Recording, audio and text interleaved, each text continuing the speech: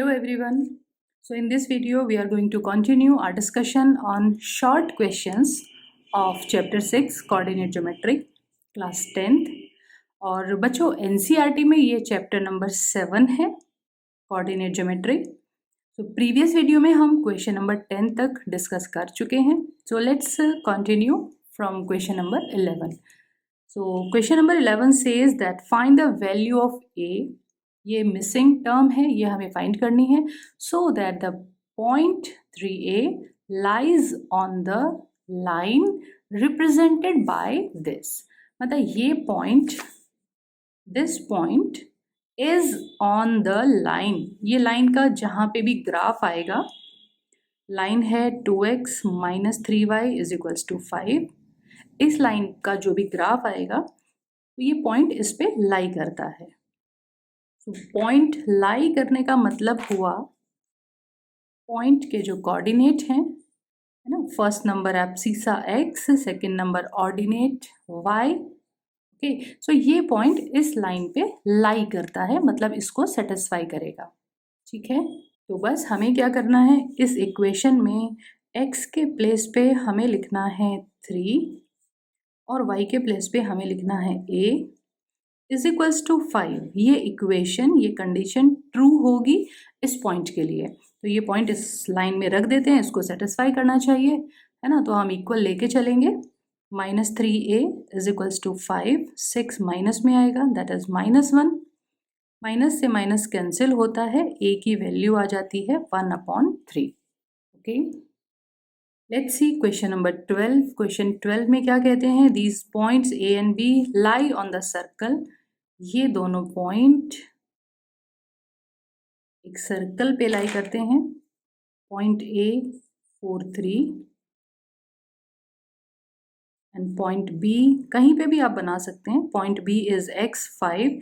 These are on the circle with centre 2, 3। ये centre हो गया।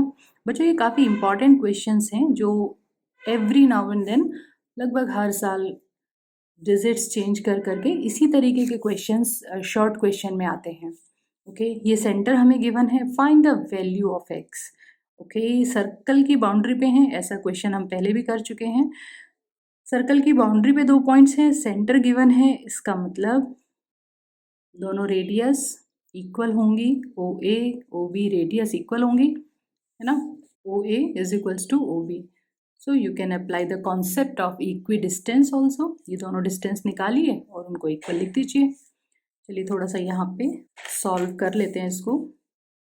Distance OA = OB, so OA square will be OB square. Square root हटाने के लिए हम लोग पहले ही स्क्वायर ले लेते हैं। So let's calculate it. x2 - x1, है ना। पहले हम एब्सिसा सब्ट्रैक्ट करेंगे दोनों पॉइंट्स का, like 4 - 2 square and 3 - 3 square = OB distance. कैसे, x - 2 स्क्वायर, एब्सिसा सब्ट्रैक्ट कीजिए, x - 2 स्क्वायर प्लस 5 - 3 स्क्वायर, है ना। Ordinate 5 - 3 square. सॉल्व कर लीजिए। 4 - 2 2 बचेगा, 2 का स्क्वायर 4 लिख दिया हमने, ये 0 हो गया है। And this is x - 2 whole square and 5 - 3 again 2 square 4। 4 से 4 कैंसिल हो जाएगा बच्चों। 4 से 4 प्लस माइनस में कैंसिल हो रहा है। कई बार बच्चे 4 से 4 कट करके 1 भी लिख देते हैं, but be careful, it is -4 यहाँ आएगा तो 0 बचेगा हमारे पास। ओके, x - 2 होल स्क्वायर 0, इसका मतलब x = 2। तो फाइनली x = 2 वैल्यू आपको मिल जाती है। Let's C next question. Question 13, PXY is equidistant. फिर से इक्विडिस्टेंट का क्वेश्चन आ गया, डायरेक्टली इक्विडिस्टेंट दिया हुआ है from the points A and B। मतलब आपको गिवन है PA = PB। पॉइंट P का A से डिस्टेंस, पॉइंट P का B से डिस्टेंस, दोनों इक्वल हैं। Find the relation between x and y। x और y में जो भी एक कंडीशन, जो भी एक टर्म आपको मिलेगी, that will be your answer, है ना। 2 वेरिएबल्स हैं तो वैल्यू तो नहीं निकल पाएगी। ओके, सो आपको बस इसको सिंप्लीफाई करके रखना है।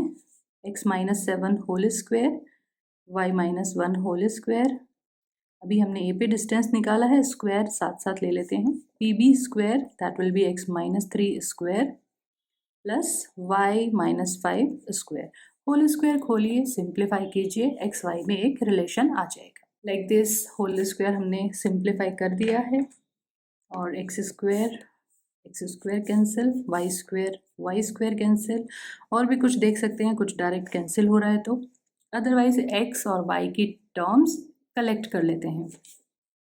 माइनस 14x बेहतर होगा इधर ले जाएं तो प्लस में आ जाएगा, 14x minus 6x, okay, and minus 2y will be plus 2y, minus 10y plus 2y, और कांस्टेंट हो जाता है 49 प्लस 150, और ये 25 और 9 माइनस में आएंगे, सो it will be like this. Further last simplify करके आंसर लिख दीजिए, 14 minus 6 it will B 8x minus 8y, और इक्वल्स में बचता है हमारे पास 16, 8 से भी सिंप्लीफाई हो रहा है, further we can divide it by 8, so it is x minus Y is equals to 2। ये एक रिलेशन आ गया, इक्वेशन कहें, रिलेशन कहें, x और y में, so this will be your answer. Let's see question 14. If centroid of the triangle having vertices ABC is origin, centroid is origin. So according to question, centroid origin है. So centroid बच्चों क्या होता है? X is equals to, if all three vertices are x1, y1, x2, y2, x3, y3, है ना, x1, y1, x2, y2, x3, y3 अगर हैं तो सेंट्रॉइड के कोऑर्डिनेट होते हैं x is equals to x1 plus x2 plus x3 upon 3, और y हो जाता है y1 plus y2 plus y3 upon 3, ठीक है। अब यहाँ पे सेंट्रॉइड हमें ओरिजिन गिवन है, तो x का वैल्यू 0 और y का वैल्यू भी 0, okay, so let's write origin के प्लेस पे 0 लिख देते हैं।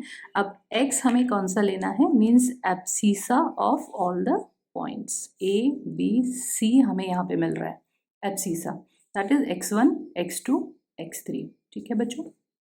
सो a plus b plus c upon 3, है ना। तब अगर आप इन पॉइंट्स को x1 y1 माने, x2 y2, और ये पॉइंट अगर आप x3 y3 लिख रहे हैं, so I think it's clear, a b c are the values of x1 x2 x3, ठीक है, इज इक्वल्स टू 0। वैसे तो यहीं से फाइंड आउट हो जाएगा, a प्लस बी प्लस सी का वैल्यू 0 आएगा हमारे पास, जो कि हमें फाइंड आउट करना है। क्वेश्चन है find the value of a plus B plus c, ठीक है, तो y की ज़रूरत ही नहीं पड़ी हमें, अगर आप y से कैलकुलेट करेंगे तो भी आपको यही मिलेगा, y1 that is b, y2 c and y3 a, यहाँ से भी a plus B plus C की वैल्यू हमें 0 ही मिल जाएगी। Let's see question number 15। Next question में फिर से find the centroid of the triangle whose vertices are this this and this, vertices given है, सेंट्रॉइड के कोऑर्डिनेट, डायरेक्ट यही फॉर्मूला अप्लाई करते हैं। एब्सीसा आपको लेना है, means you have to take 2, -4 and 5। First you will take this 2, -4 and 5, तीनों को ऐड करना है अपॉन 3, तो ये हो जाएगा 5 + 2 7, -4, 3 अपॉन 3 दैट इज 1, तो x आ जाता है 1 और y आ जाता है, y के लिए हम लोग लेंगे ordinates 2, -4 and -8, 2 -4 -8 upon 3, 8 for 12, it will be -10 upon 3. Let's see question number 16. In what ratio does the point C कोई point है, divide the join of A and B? Point A is 2 3 and point B 7 8. Point C किस ratio में divide करता है, ये हमें find out करना है। तो रेशियो मान लेते हैं k/1, ईजी रहेगा अगर हम k/1 मान लेते हैं, ओके। सो सबसे पहले तो एग्जाम में आप लोग फॉर्मूला ज़रूर लिख दें, m1 x2 m2 x1 upon m1 plus m2। x abscissa की बात हो रही है, so everywhere you will take abscissa. 4 is equals to ये जो पॉइंट डिवाइड करता है वो, और यहाँ पे रेशियो का क्रॉस मल्टीप्लिकेशन होता है। k का मल्टीप्लाई होगा 7 में और 1 का मल्टीप्लाई होगा इधर 2 में। एब्सिसा की ही बात हो रही है। So for all the points we will take abscissa. So 4 is equals to k multiply 7 plus 1 multiply by 2 upon k plus 1। ठीक है, m1 प्लस m2। रेशियो का सम हमें नीचे लिखना है। सिंप्लीफाई कर लेते हैं इसको। 4k plus 4 is equals to 7k plus 2। So 4k here in subtraction, this will be 3k and 2 minus में आएगा तो इज इक्वल्स टू 2 बचता है यहाँ पे। तो k का वैल्यू हमारे पास आ जाता है 2/3। सो इसका मतलब रेशियो जो हुआ दैट इज 2:3। ठीक है, एक बार क्वेश्चन को क्रॉस चेक करने के लिए, वेरीफाई करने के लिए आप y के लिए भी कैलकुलेट करें तो बहुत बेहतर होगा। m1y2 m2y1 upon m1 plus m2। सो y का वैल्यू सारे पॉइंट्स में ऑर्डिनेट ले लीजिए इस बार। y का वैल्यू 5 हो गया। m1 y2 k का मल्टीप्लाई जाएगा 8 के साथ, k into 8 plus 1 into 3 upon k plus 1। सो अगर कोई कैलकुलेशन मिस्टेक है तो वो यहाँ पे क्रॉस चेक हो जाता है। दोनों तरफ से रेशियो 2:3 ही आना चाहिए। चलिए इसको भी सिंप्लीफाई करते हैं हम। 5k plus 5 is equals to 8k plus 3। So 5k minus में आएगा तो इट विल बी 3k और 3 माइनस में आएगा तो 2। ओके, वेरीफाई हो गया। यहाँ से भी k की वैल्यू हमें 2/3 दैट इज 2:3 ही मिल जाती है। Let's see question number 17। The points A B C, 3 points दिए हुए हैं। These are collinear. Find the value of k। Collinear वाले केस में आपको क्या लेना है? एरिया ऑफ ट्राइंगल 0 लेना है। एक तरीका तो ये हुआ, एरिया ऑफ ट्राइंगल इज 0। अब ये बच्चों 2020-21 के लिए एरिया ऑफ ट्राइंगल ये एक्सरसाइज डिलीटेड है। ओके, अब एरिया ऑफ ट्राइंगल पोर्शन तो डिलीटेड है हमारे लिए, but we can do it. मतलब आप लोग कर सकते हैं इसको सेक्शन फॉर्मूले से। जैसे अभी रेशियो वाला क्वेश्चन किया हमने, बी पॉइंट, चलिए बी पॉइंट यहीं पे मान लेते हैं और इधर हो गया सी पॉइंट। ठीक है, so a point is 2 3, b is 4k and c is 6 - 3। These points are collinear तो हमने लाइन पे मान लेते हैं। Okay, and then calculate the ratio m1 m2। Abscissa के लिए रेशियो कैलकुलेट करेंगे, ऑर्डिनेट के लिए भी रेशियो कैलकुलेट करेंगे। दोनों के लिए रेशियो सेम आना चाहिए। ठीक है, so first let's calculate the ratio for abscissa. तो कितना होगा ये? 4 is equals to x is equals to m1 x2। Cross multiply होगा ना, m का मल्टीप्लाई होगा 6 में, m1 इंटू 6 प्लस m2 का मल्टीप्लाई आएगा 2 में अपॉन m1 प्लस m2। यहाँ पे इसको जब हम सिंप्लीफाई करेंगे, 4m1 4m2 is equals to 6m1 plus 2m2। ठीक है, तो बच्चों समझने की ज़रूरत है। कोलिनियर देखते ही क्वेश्चन छोड़ना नहीं है कि कोलिनियर है तो एरिया ऑफ ट्राइंगल वाला क्वेश्चन है। ये क्वेश्चन सेक्शन फॉर्मूले से भी हो सकता है। ठीक है, सो 4m1 यहाँ पे माइनस में आएगा, दैट इज 2m1 और 2m2 यहाँ माइनस में आ गया। तो इसको सिंप्लीफाई करके तो रेशियो 1:1 ही आ गया। मतलब b जो हुआ यहाँ पे, b is the mid point है ना।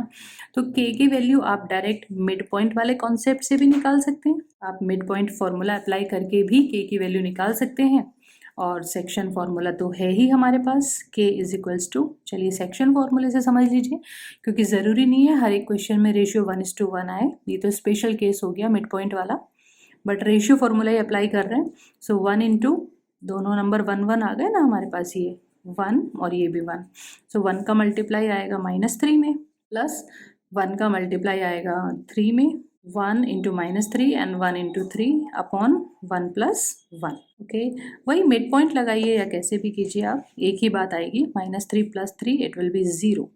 के का वैल्यू हमारे पास आ जाता है 0। तो बच्चों ध्यान रखना, कोलिनियर वाला क्वेश्चन है तो छोड़ना नहीं है। Okay, and you can do in another way also, एक और तरीका है, कोलिनियर है, थोड़ा सा मुश्किल पड़ेगा। Means calculate a b, b c and c a, तीनों डिस्टेंस आप कैलकुलेट कर लीजिए। सो कोलिनियर की कंडीशन क्या बनेगी, डिस्टेंस के according sum of any two, है ना, किन्हीं भी दो डिस्टेंस का सम थर्ड डिस्टेंस के इक्वल आना चाहिए कोलिनियर होने के लिए। ठीक है, तीनों पॉइंट्स एक ही लाइन पे लाई करते हैं, so it means a b plus b c it should be equals to a c, ये ए सी के इक्वल आना चाहिए। ठीक है, तो इस तरह से भी हम के की वैल्यू निकाल सकते हैं। सेक्शन फॉर्मूले से भी हमने के की वैल्यू निकाल दी 0। एंड जो ट्रेडिशनल मेथड है इस क्वेश्चन को करने का, that is area of triangle 0, जो कि सिर्फ 2021 के लिए डिलीटेड है एरिया ऑफ ट्राइंगल। तो लेकिन एक बार सीख लेते हैं, for other students it will be good. Area of triangle के लिए हमें क्या करना होता है, तीनों पॉइंट्स लिखेंगे 2 3 4 के 6 -3 and once again write down the first point 2 3, उसको फिर से लिख लेते हैं। एक बार फिर से हमने फर्स्ट पॉइंट को लिख लिया, then area of triangle is equals to half. अब थोड़ा सा शॉर्ट में समझा रही हूँ मैं, ये मल्टीप्लिकेशन हमें पहले करना है। First we will multiply 2 into K, 4 into -3 and 6 into 3। So this is 2k minus 4 3 ज़ा 12 प्लस 6 3 ज़ा 18। एक मल्टीप्लाई तो ये लिखना है, दूसरा मल्टीप्लाई हमें माइनस में लिखना है। Another multiplication will be this one, 2 into -3 that is -6, 6 into k that is 6k and third one 4 into 3। ठीक है, इस तरीके से मल्टीप्लाई करना है, 4 3 ज़ा 12 और एरिया ऑफ ट्राइंगल 0 होगा क्योंकि पॉइंट्स कोलिनियर हैं, एक लाइन फॉर्म हो रहा है तो ट्राइंगल तो बन ही नहीं सकता। तो area of triangle we will take 0, half का कोई मतलब नहीं रह जाता। So let's calculate it. This is 2k and minus 6k minus 4k हो जाएगा। और डिजिट्स जो हैं हमारे पास -12 -24 और +24, डिजिट्स कोई नहीं आएगी, 0। तो यहाँ से भी वैल्यू तो k का 0 ही आना है। अब आपके पास बच्चों ये 3 तरीके मैंने बता दिए हैं, 3 तरीके हो गए हमारे पास। सो एरिया ऑफ ट्राइंगल 0 लिखेंगे, वहाँ से के वैल्यू निकाल सकते हैं, सेक्शन फॉर्मूला से निकाल सकते हैं और डिस्टेंस फॉर्मूला से भी निकाल सकते हैं। Now it's your choice which method you want to follow. Distance के तरीके से भी निकाल सकते हैं। RS अग्रवाल में तो इतने ही शॉर्ट क्वेश्चन हैं, आप इस तरीके के और क्वेश्चंस प्रैक्टिस क्वेश्चन कीजिए। कोई प्रॉब्लम आती है अपने डाउट्स हमारे साथ ज़रूर शेयर करें और अपने व्यूज़ ज़रूर शेयर करें कि ये वीडियो आपको कैसी लग रही हैं। So it will be a motivation for me to prepare more such videos quickly. Okay, so इस वीडियो के लिए इतना ही, मिलते हैं नेक्स्ट वीडियो में। तब तक के लिए take care, enjoy life, enjoy maths as it's easy.